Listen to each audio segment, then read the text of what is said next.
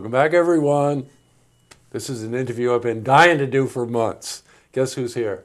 Former Mayor of Saratoga Springs, Joanne Yepsen. How do you feel about former? Good to be with you, Jesse. Things are going well. I'm a former human being, so I kind of get the idea of former. But how's it feel? How's it feel? Feels great because 12 years of public service felt great, but now moving on to other priorities feels good too. Well, Joanne, I've gotten to know you a lot over the years, and you're always very dedicated and very passionate about anything you do. And let's face it, if you're going to be in public service, you have to have that. And you don't leave that behind, I know. So, new phase of your life, what's your goal moving forward? Yeah, I had a few goals when I left the mayor's office, and one was to take all of the experiences that I've had professionally as a professional fundraiser, but also in public service and a CEO of a very important city in New York State, those experiences and connections and policy issues forward. So I'm very fortunate to have landed a very good position as a senior vice president with a public affairs firm. So I'm able to continue to work on policy issues and public engagement, building coalitions, public relations campaigns, and of course continuing to help organizations do their fundraising, startups. It's a very interesting company, but it's also lots of client possibilities. Sure. Well, knowing you and how you network and put people together, form coalitions and work with people who need things and find solutions for them and whatever, that's really, you've heard the term pay forward, right?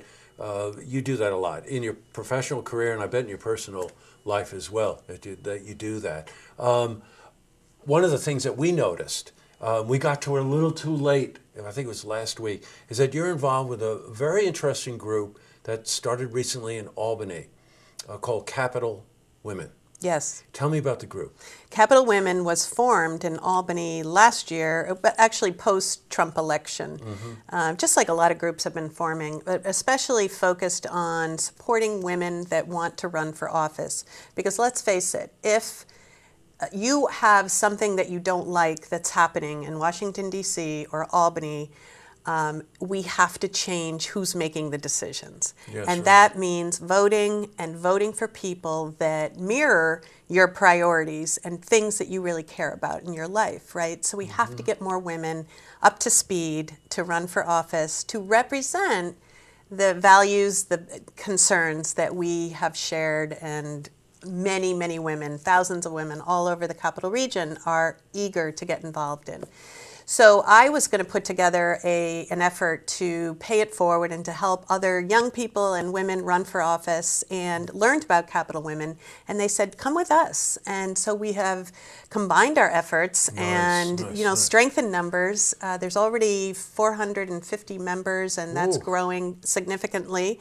People can go to the Capital Women Facebook page and sign up and get notices about upcoming events and programs. And one thing that we hope to accomplish here in Saratoga is programming. So what we're adding to the pool is not just the fundraising and endorsing of candidates, but adding training and policy development and an opportunity for people who want to run for office, who have already declared their candidacy, to really learn a lot about the structure, about a political campaign, about policy issues in the area, so they can go out there and be successful in their campaigns. You're touching on something I think is very important.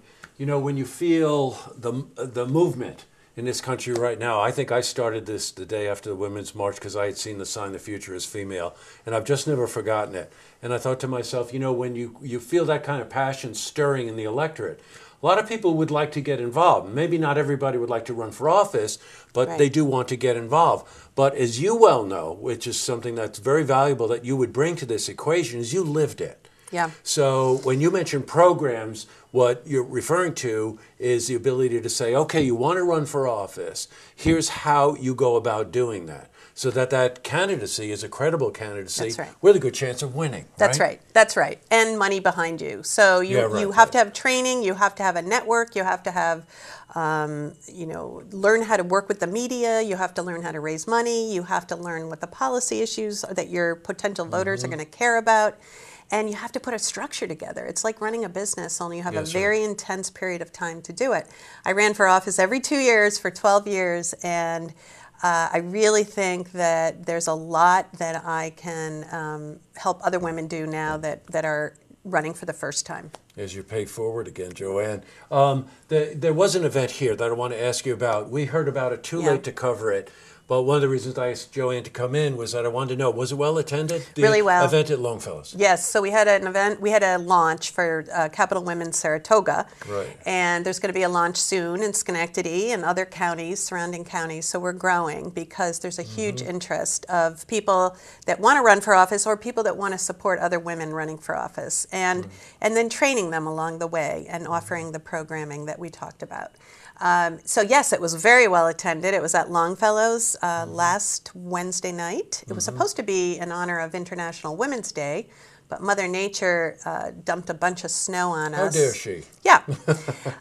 So we rescheduled, but we still celebrated International Women's Day. And Good. March, of course, is Women's History Month. So there was a lot to celebrate, but there's a lot to do, too.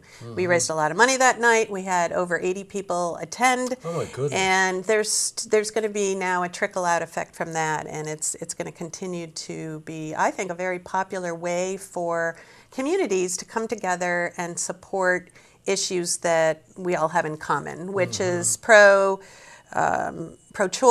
pro-LGBT issues, good on the environment, the progressives platform. Gee, Joanne, after leaving office, I wish you'd, do something valuable with your time. I just can't believe this laying around doing nothing attitude of yours is going to... I don't think that's ever going to happen. No, I think you're probably, when you're sleeping, you jump in place. But it's just really great. So look, there's a Facebook page, right? Yes, Capital Women on Facebook. You can like it, and all our notices and meetings and events will be posted. Got it. Please get involved. This is a year where the electorate really does want to have their voices heard, whether you're high school students, whether you're women who want to get involved in the system, or you're men who are in the system and would like to maybe just make this tent a little bigger. I really encourage you. So it's Capital Women. Get to Facebook and find out, and keep us posted on the next event. We'd like to have you back again, okay? Thank you. All right, great to see you, Joanne. To see this interview again, you can head to our website. That's looktvonline.com.